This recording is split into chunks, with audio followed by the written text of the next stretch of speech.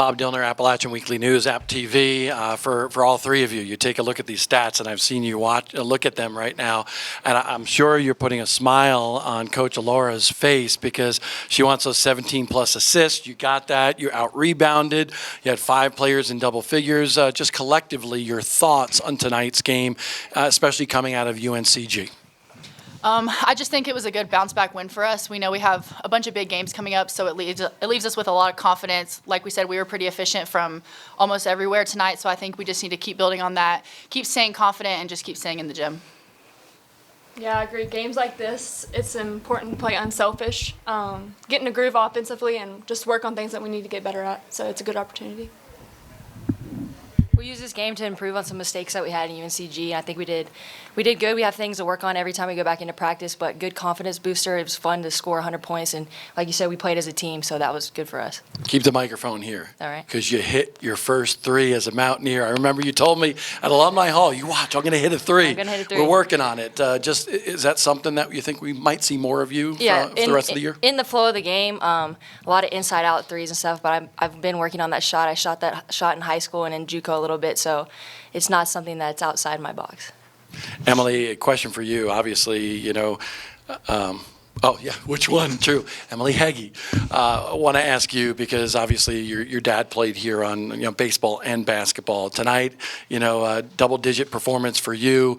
Really seemed to find your stroke tonight. What did you feel tonight as you continue to build that momentum? Right, it's definitely special, but I think tonight I got in a rhythm within the flow of getting my teammates open, and I think they found me too. So it's kind of a balance thing, and I just got in a rhythm. They found me, and I was able to find them. So. Did you get to talk to your dad before you came in here? I saw him out in the crowd. I didn't. He got here a little late. He got here a little late. You're going to have to get on him for that. Emily, obviously, you've been here the longest. What do you see right now in terms of this team, 4 games in, under Coach Alaura and everything that's happening, as far as going forward in the season? Yeah, I think we just have a lot of determination. No matter what happens, win or loss, no matter what kind of practice we have every day, everybody's wanting to go in, get film, come back to practice, be ready to get better. We want a winning season. We want to be better than we have been in the past, so I think everybody's has that drive and that will to win. Dylan Shepard with the Appalachian. I will start with you, Emily Hege, over there. You all forced 21 turnovers in this game for Clinton College. Just talk about your defensive work over the past couple weeks and coming into this game and how well it feels to force so many turnovers and see that work come to fruition in game. Yeah, for sure. The past few practices, we've really been emphasizing our transition defense, getting matched up early, and our communication, too, has been a big factor for us, and I think that showed tonight. Just everybody talking to each other and knowing where we're at, and then just playing with grit. We've talked about that as well. Grittier teams win, so I think that'll be same question for you two as well. I think Hege touched on a lot of it, but I do think just playing hard. I mean, we were in the positions we needed to be, communicated with each other, and just continuing to play hard, go after 50-50 balls and all of that. I think it's important that we go through adversity in practice. So Coach Sharp puts us through that, and so when we get in situations in game that we face adversity, we know how to handle it. One question from me. 31 points off turnovers, 56 points in the paint, 46 bench points. Just talk about the well-roundedness of this team and how you saw that play out tonight. I think that's what makes the game fun when you have everybody that can score the ball and everybody play together as a team. So that's what we did tonight. I just think it shows how we can work together as a team, and it's really a confidence booster for the future. When we get in closer games, we know that everybody can score the ball, and we're confident in all of our teammates. Yeah, going off what they said, I think we're doing really well playing in our roles and knowing what those are and stepping into those. So. And then big game on Sunday against Richmond, the CAA favorite in the preseason. How does tonight help you all prepare for that contest on Sunday?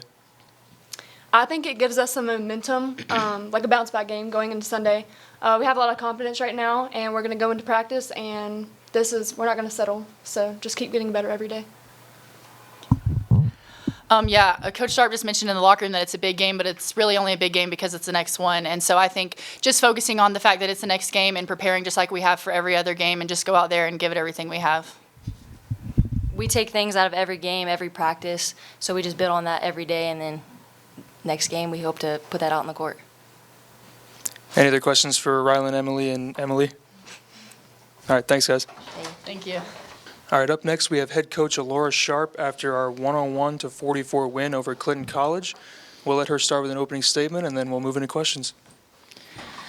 Obviously really proud of the efficiency of our team today. I think in games like this, your players can play selfish and not play together and kind of get away from your offensive standards. And I thought that we really took the last 2 days in practice. We've had 2 really good days of practice after our game on Saturday. You know, Saturday's game, we played a really good first half, and then when they started pressuring us, adversity hit, we didn't handle it very well. So we've tried to really work on that and lean into that the last couple of days in practice. And with that, we've talked a lot about our roles and our cutters and our screeners that we play with within our offense. And I thought we finally saw some kids. Rylan Moffitt was one of those people that really stepped up and set a bunch of off-ball screens. And I think about the screen that she set for Mara in transition, and Mara knocked down the 3. That's the team that lives inside of us, a team that talks to each other, commands the action. We're not going to run set plays. We're going to play with each other. We're going to read our defense and always have an answer no matter how the defense plays us. Obviously 24 assists, 11 turnovers. We set a goal for this game to keep it under 12, so I was proud of that. And I think one of those or 2 of those were illegal screens, which those are turnovers that we can live with. And so I'm really proud and happy with how we shared the ball, our effort for the most part. Some defensive things, boxing out, that I still want to clean up, but we're teaching our team how to have a growth mindset and to be process driven. And we're not focused on the result of this game, whether we're winning or we're losing, it doesn't matter. We're still finding what's important now for our team to get better and to continue to work on. All right, now we'll go ahead and move into questions.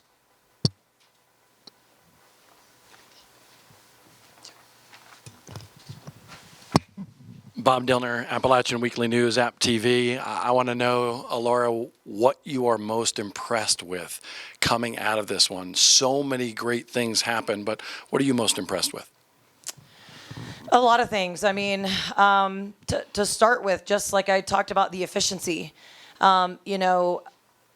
we could have taken a ton of early open shots, and we turned things down. I just think about Zeta Porter at the top of the key. She's wide open. The kid's sagging 3 feet off of her. She's a good shooter. She could knock that down, but she chooses to run offense and get us better, so we get better at executing and running our offense because we have struggled to score the basketball. And I thought we got into the paint. We did a better job playing off 2 feet. So things we didn't maybe have to do to win the game, but we did them because I do think we're motivated and driven to clean up the things that we have circled on our board after games, and we're trying to clean up, and that's one of them.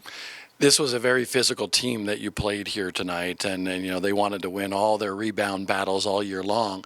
You guys demolished them on the rebound count here tonight. Has that been a point of emphasis to get better on the rebounding side as we head into teams like Richmond and beyond?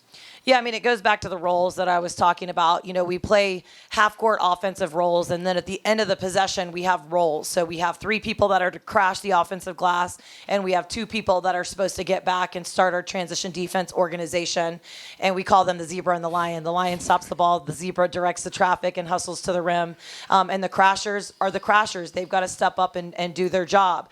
At the free throw line, you notice that we across hard. That's one of those things where if you get the opportunity to be in there, you need to make the most of that possession. For us, we're trying to scrape and scramble points. I mean, we went 11 to 22 from the free throw line. You're not as upset about that when your kid's offensive rebound, probably about half of those misses. But obviously we got to be better at the free throw line, and I think we are. Just kind of a tough night for us there. But defensive rebounding, I still think there's another level that we've got to get to. I think there's a physicality that we've got to get ready for in the Sun Belt. Everything I know about the league is super competitive on the offensive rebounding, and an area that we've got to hit and expand our circle and play with a little more grit and toughness. The numbers look good, but I'm still looking at it under a microscope and wanting things to be better.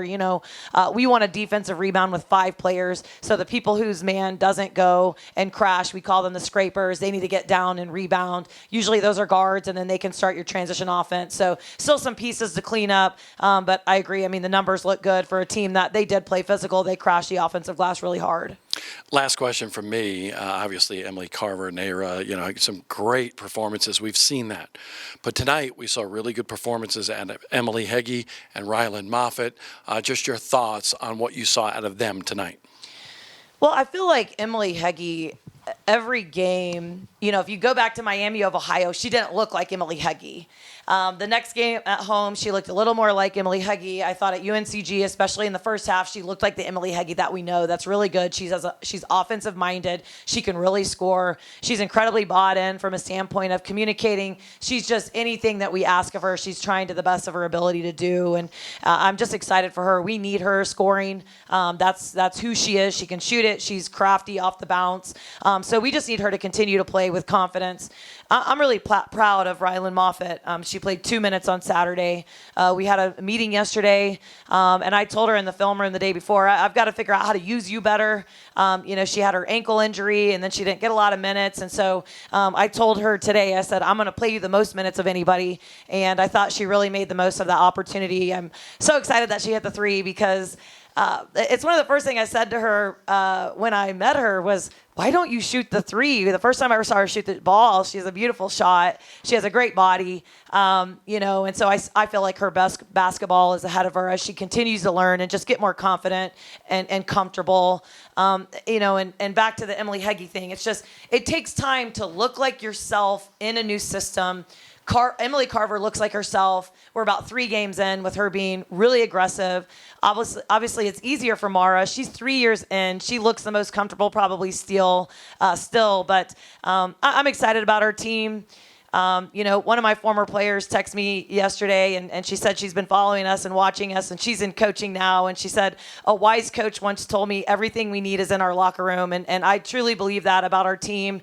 It's not going to be pretty November, December as we continue to figure things out. But I really believe that we can continue to grow and get better and figure out and be better offensively and obviously better on the defensive end as well. Dylan Shepard with the Appalachian coach. Obviously, the team scored over 100 points. I believe that's the first time in nearly 2 calendar years that App State women's basketball team has reached that 100-point threshold. Just talk about how gratifying it is to score so many points and have these offensive outbursts this early in the season.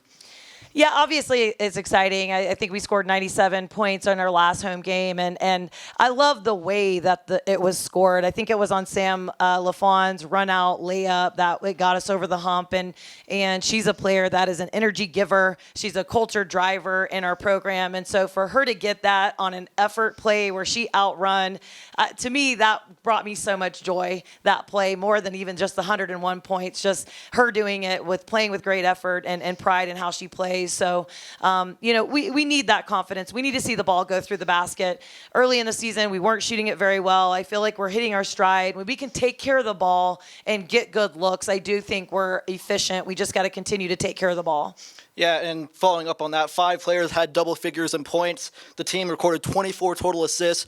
Just expand on it being a total team effort with these early games and how special it is to see it coming from all across the roster. Yeah, so there's something we've been working hard on within our offense, and we've been working on driving it, kicking it, swinging it, and driving it again. And we saw several of those plays within our offense today. And I think now drills start to become a reality where you drill things and you work on things within your offense, and then when they start seeing the fruits of that, then you can start getting in a little bit more of a rhythm offensively. We have a lot of kids that can score. We have a lot of kids that can shoot it. We got to continue to just put the pieces together. Kara Daniel, App Weekly News. So your offense today was extremely impressive. What expectations does this set for the rest of the season? Well, I think it just shows us that we can. I think all the players commented on confidence. And, seeing the ball go through the basket. I mean, we had 5 points in the third quarter on Saturday. We really struggled to score the ball, but it's not because we can't score. It's the types of shots that we were taking. And I go back to we got in the paint. We played off 2 feet. We found the open person. We made the extra pass, and we got really easy shots. And the easier shot, the higher your field goal percentage is going to be. And so I'm really proud of the unselfishness tonight. Coach, I'm going to read you off a couple stats here. Jamani Ingram, 16 total points, 8 rebounds, 3 assists, 3 steals. Could you kind of expand on how she impacted the game and how she has impacted the game so far this season. Yeah, I think similar conversation as Rylan Moffitt. You know, she played limited minutes in her last game, and you know, she had a conversation with one of our assistant coaches, and so today I sat down next to her before shoot around and I said, I heard you set some goals for the game today, and we kind of talked through it. And when I was home changing for the game, she sent me a text message. She was like, exactly what do you need from me? And I told her activity on defense, 3 steals, amazing. Asked her to play off 2 feet in the paint. I think she did that almost every time. Maybe once didn't, but didn't need to. And then the last thing I asked her to do was really create action offensively. You know, she's a power player. So if we can get her to get shooters open and her slipping to the basket and hitting her in the paint, she can be really good for us on offense. And so I just love to see kids not pout when they don't get what they want. They in turn change and make sacrifices, and she's about winning and doing what the team needs. And I'm excited for her. We need her to playing well. She is a great defender. You know, she's another player that still doesn't look comfortable in the system. In the zone defense, sometimes she looks confused. That just is going to take reps. And the other thing, you know, I've met with like 8 of our players one-on-one since the game on Saturday, and I've told every single one of them how we play on defense in our 55. It's not easy to be good at it early, especially with a bunch of new players. Running motion offense is not easy to be good at it early. Both of those things take time. And as long as our team stays bought in like they are, all of those things are going to continue to get better, and we have a lot of kids that can continue to step up like Jamani Ingram did tonight. Any other questions for Coach Sharp? All right, thanks everybody. Thank you.